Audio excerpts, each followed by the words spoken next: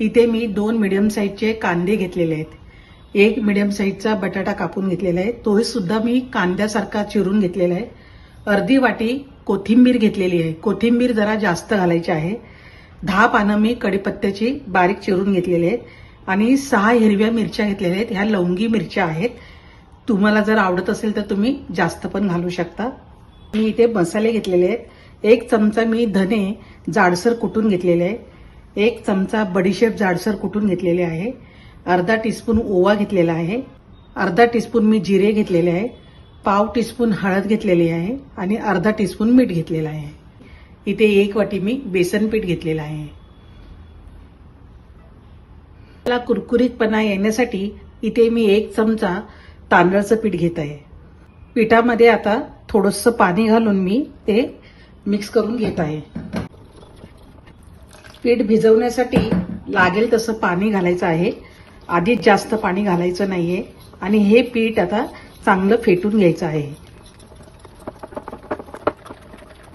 पीठ मी जास्त पातळ केलेलं नाही, बघा एकदम घट्ट आहे आणि हे चांगलं त्याचा कलर बदलेपर्यंत फेटून घ्यायचं आहे.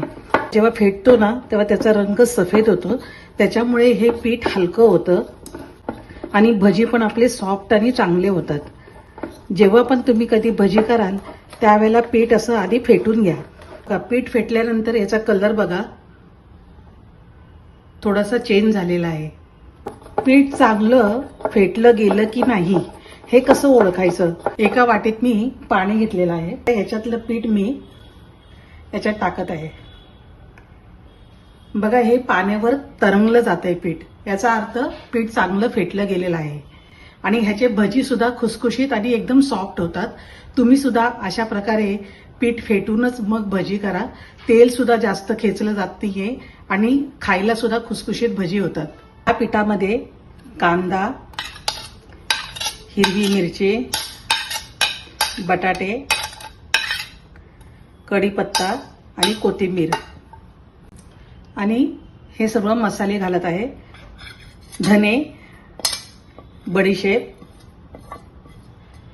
ओवा, जिरे, मीठ आणि हळद हे सर्व मिक्स करून घ्यायचं आहे.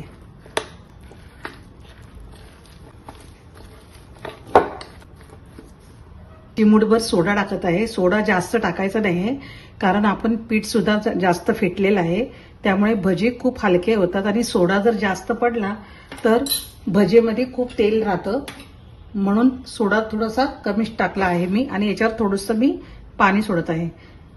आता हा सोडा याच्यामध्ये मिक्स करून घ्यायचा आहे म्हणजे पीठ आणखीन हलकं होईल.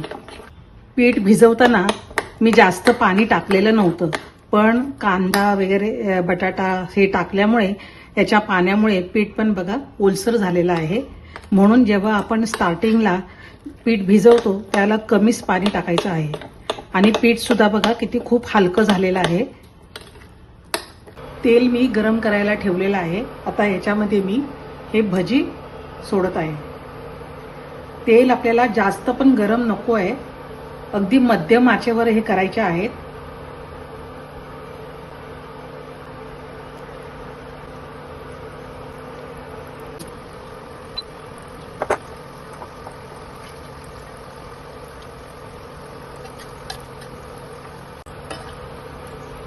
भज्याला कलर बघा आता ब्राऊन झाला आहे.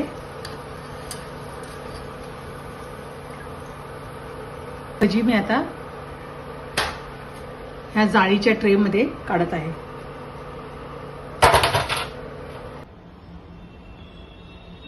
भजी बघा मी एक तुम्हाला तोडून दाखवत आहे. आतून किती सॉफ्ट झाला आहे आणि याला जाळ्या सुद्धा पडलेल्या आहेत आणि बिलकुल तेल नाहीये बघा. तुम्ही सुद्धा अशा प्रकारे गोल भजी करून बघा आणि मला कमेंटमध्ये सांगा. आणि फॅमिली फ्लेवरच्या चॅनलला तुम्ही लाईक, सबस्क्राईब आणि शेअर करा.